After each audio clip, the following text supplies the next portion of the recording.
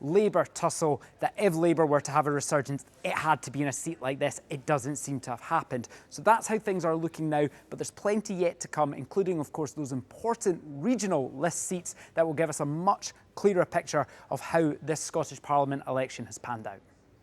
OK, David, many thanks indeed. Well, look at some of the day's other news now. I may not survive tonight. The final message sent from a teenager killed when a drunk man drove her and a friend home. 23-year-old Kyle Patrick admitted being 3 times the drink drive limit and speeding at over 100 miles an hour when he lost control of his car in rural Perthshire 2 years ago. Morag Kinneborough reports. 23-year-old Kyle Patrick at court today, where he admitted being 3 times the drink drive limit and speeding when he caused the fatal crash. He'd been drinking with friends before driving to a taxi rank in central Perth, offering lifts to people in the queue. One teenager paid £10 for a lift 8 miles home. It was the early hours of September the 1st, 2024, and he waited outside a bar offering to drive Erin Slane and Ciara Jones home to Stanley.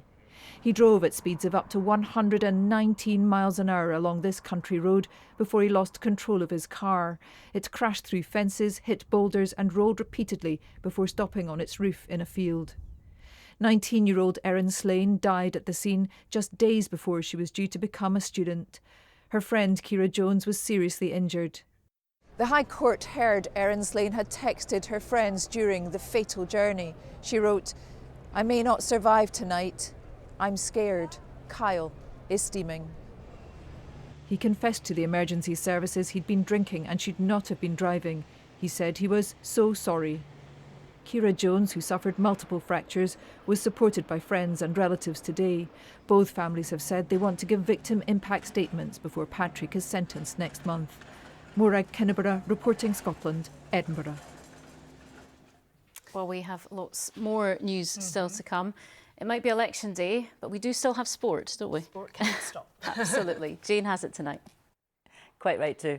Good evening to you. Hearts head coach Derek McInnes is urging his team to be on point against Motherwell tomorrow night in order to secure another victory in the Premiership title race. With 3 games remaining, the Tynecastle side are 3 points ahead of Celtic and 7 clear of Rangers, whose head coach Danny Rule insists he'll still be in charge at Ibrox next season. Well, the Old Firm meeting awaits on Sunday, but before that, Hearts have their tricky trip to Fir Park. Kenny Crawford has more. If you can arrive at work with a smile on your face, then that's half the battle. And if you've got a boss who's happy to see you, even better. So the rest of the challenge for Hearts is about keeping their perch at the top of the Premiership. Now we're here in a great position. I think we're all just buzzing. The confidence is really high in the change room. Had a great result on Monday there, and it's the same as what it's been all season. We've got another big game on Saturday, and that's all we're looking at.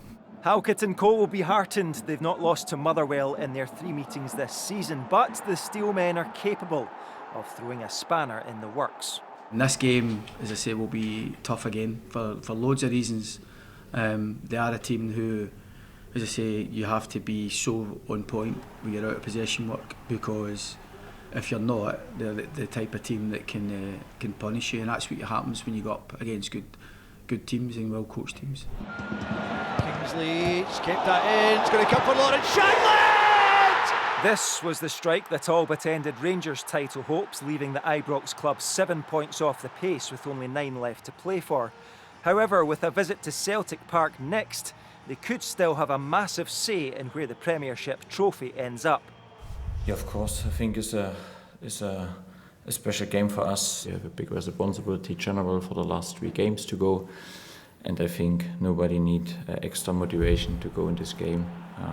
We want to make our supporters and fans proud, and that means we have to deliver. It's an Old Firm game, so Rangers are going to have to turn up, and they're going to want to do everything they can to try and turn over Celtic at Celtic Park. But I think Celtic at the minute, I fancy Celtic for that. I just think they're starting to gain momentum in the right ways. Hopefully Motherwell can do the team a turn on Saturday night. Yes, potential still for twists and turns, but McInnes has stressed that calculating the permutations isn't for him. Instead, he'll focus solely on how to jump the next hurdle. Kenny Crawford, reporting Scotland. Well, from the title race to the battle to avoid the relegation playoff spots, St Mirren and Kilmarnock look in peril as things stand, and they face each other tomorrow. Now, this is how tight it is. Just a point between them, with St Mirren in 11th spot, Kilmarnock in 10th on 31 points. Saints interim boss Craig McLeish says his side have to win this one, and he's hoping for a change in fortunes. They're on a run of 4 straight defeats. Kilmarnock go into this match off the back of a confidence-boosting win over Dundee United, although Neil McCann believes the outcome of this game won't be a defining moment for his side. It's going to be an intriguing one, with both managers eyeing a win. It's massive. We've not tried to kind of play that down with the boys at all. We know the situation we're in. We've spoke about it this week. The bit we spoke about as well, though, is that the big moments in the season and knockout games, cup competitions, semi-finals, finals, like, we've stepped up. The boys have stepped up. The group have stepped up. That's been the message to them. There's no downplaying it. There's no getting away from it. There's no second chances after this. It's like we have to go and do the business and do what we need to do. We'll go there and take risks and try and win the game. As I said before many times, if we're not taking risks, then we're playing safe. I don't think the rewards are going to come. But we need to be right switched on. This needs to be a proper 100% performance. And we've maybe not quite got that away from home, so we'll be striving to make that happen. Now, while it's a significant weekend in the Premiership, tonight's a big evening for those teams eyeing potential promotion to the top flights. Arbroath and Dunfermline face off in the second leg of their Premiership playoff quarter-final, and Jonathan Sutherland is at Gayfield for us. On Scottish Election Day, no proportional representation here, all about first past the post for either Arbroath or Dunfermline this evening.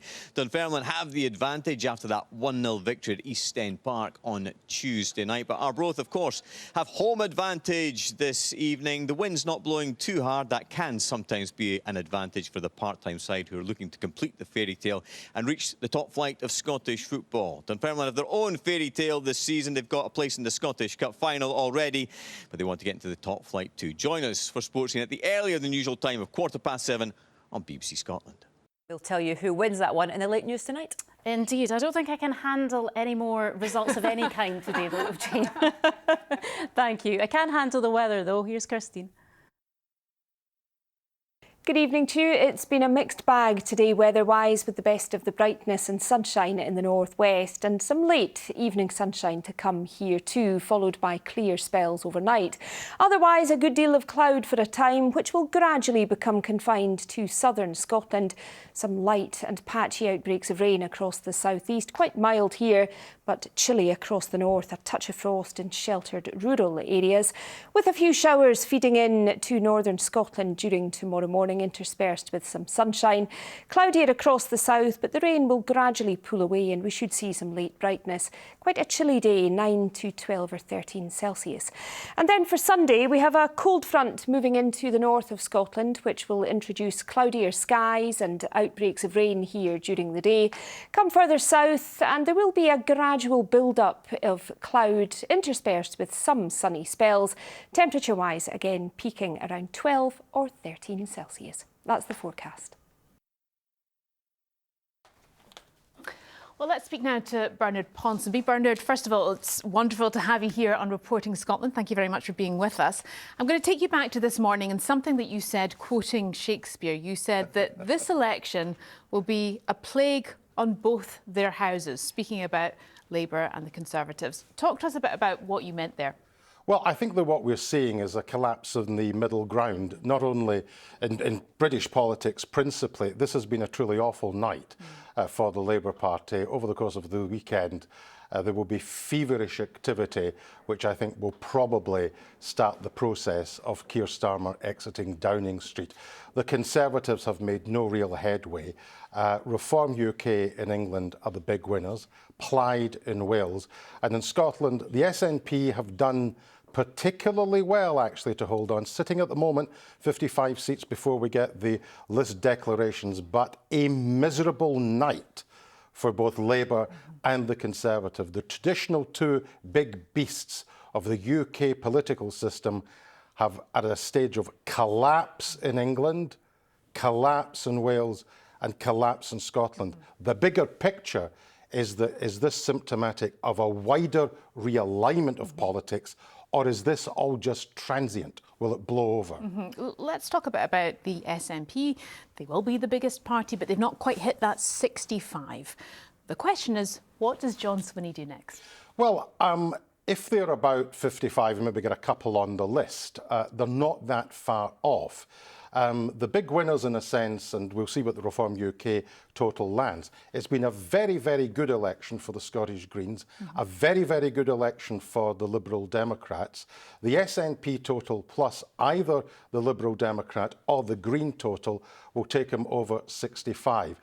Now, in the last Parliament, we had an agreement between the SNP and the Greens.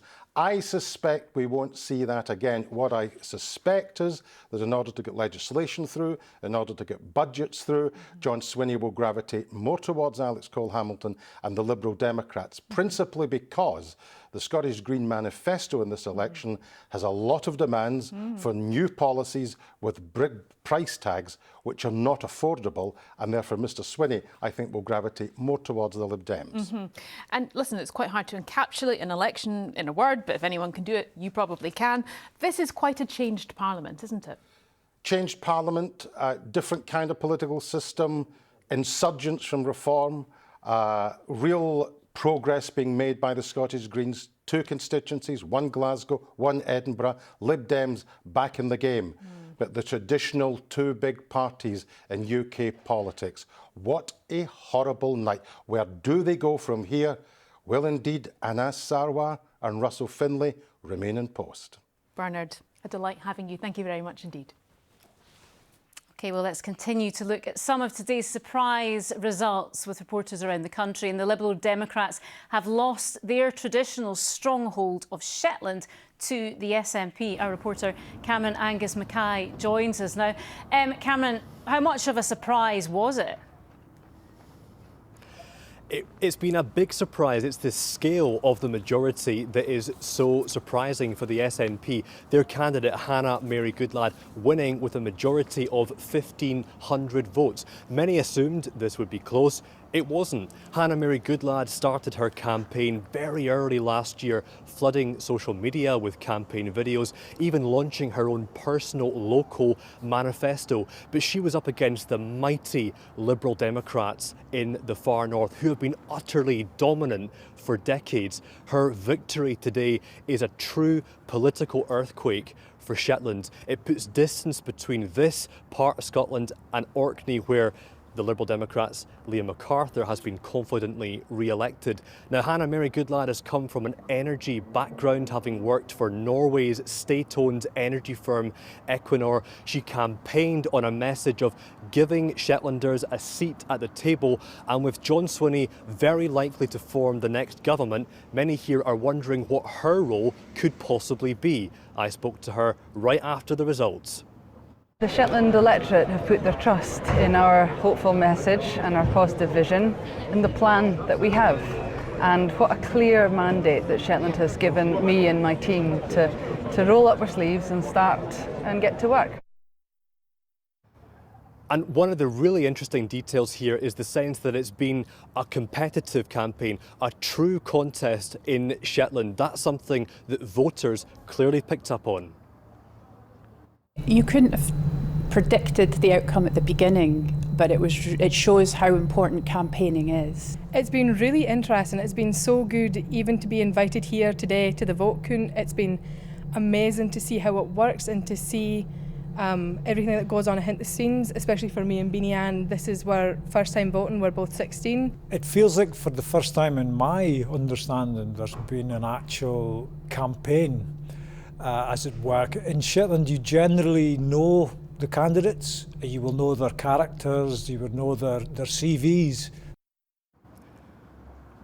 Hannah Mary Goodlad set out a range of innovative, bold policy ideas. She's raised expectations, she knows it's going to be hard work. There's a sense that her victory is perhaps more of an endorsement of her candidacy rather than the party, but John Swinney is sure to be celebrating this historic win for the SNP. OK, thank you very much, Cameron Angus Mackay from Lerwick, and it looks like a beautiful night there. So the next few days and weeks is going to be all about what happens next. Our political correspondent Kirsten Campbell is at Holyrood for us this evening. Kirsten, in a practical sense, what does happen next? Well, officials here at the Scottish Parliament have spent much of the day contacting newly elected MSPs to congratulate them and to tell them what will happen next. There are 31 new faces so far, with 59 seats still to declare, and they will arrive here on Monday to what is now a Green constituency seat for the first time in the history of devolution. They'll pick up their passes, they'll get taught how to vote, learn how to claim expenses and pensions and so on. We will have the kirking of the Scottish Parliament next Wednesday. That is a church service, usually attended by royalty. And then next Thursday, the MSPs will be sworn in for the 7th session of the Scottish Parliament, and they will elect a new presiding officer. Then the following week, it will be up to MSPs to decide who the next First Minister of Scotland will be. Now, that looks certain now to be John Swinney, who has won his own mandate as SNP leader for the first time. OK, Kirsten, thank you very much indeed. Now, it's not all over. The regional list seats are still to be declared. You can watch live coverage of the results. Martin Geisler and the team are still there to talk you through the latest developments live on iPlayer and our news website. Just go to bbc.co.uk/Scotland News. We'll also have an extended edition of our late programme at 10:30 tonight. Join me for that if you are around. But that is where we leave you for the moment. As we said, we'll be back later this evening, and the team are still continuing online, and Martin's still going strong. Absolutely. In the meantime, we'll leave you with some images of the day. Good night.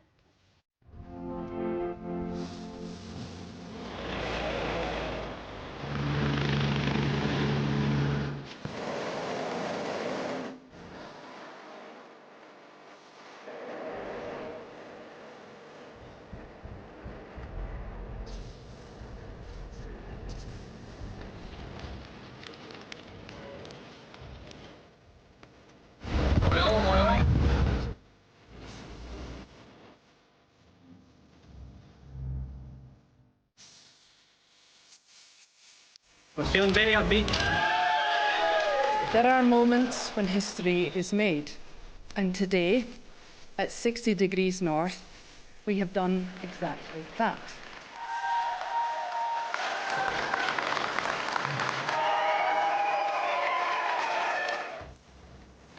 We made the argument for change, but ultimately it's an argument we lost. We haven't made the breakthrough in the constituencies I was hoping for.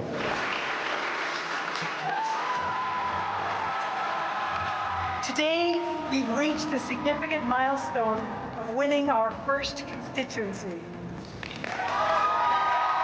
It's an outstanding win that I could never have believed we would have achieved. I think this election, to be honest, was about a general dissatisfaction with politics. And sadly, there was a national wave in terms of that disappointment, and that's a national wave we failed to overcome. The SNP is going to be the leading party coming out of this election, and the only party able to provide the type of stable government that Scotland will need in the aftermath of this election.